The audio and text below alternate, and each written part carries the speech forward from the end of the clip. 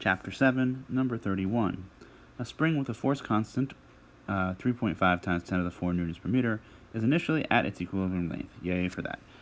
How much work must you do to stretch the spring 0.5 meters? So let's assume we have sort of just some setup, and our spring is normally like this, and we want to stretch it an extra 0.5 meters, so it's going to go 1, 2, 3 like that,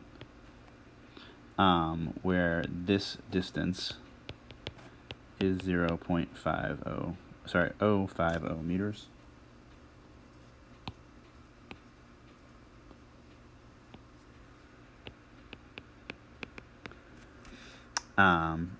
And that's relatively easy because the work done in stretching a spring from its equilibrium length is just 1/2 kx squared.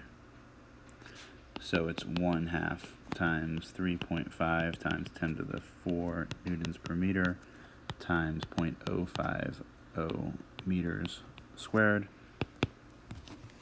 which we can find. Turns out to be 43.75 joules.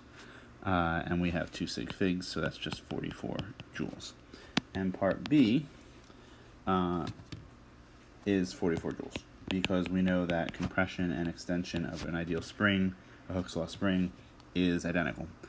In the end, it really comes down to that we'd have 1/2 times the 3.5 times 10 to the 4 newtons per meter, and then we stretch it by minus 0.05, because the compression is basically a negative stretch, but squaring this minus sign is going to do nothing, so we'll end up in the same place.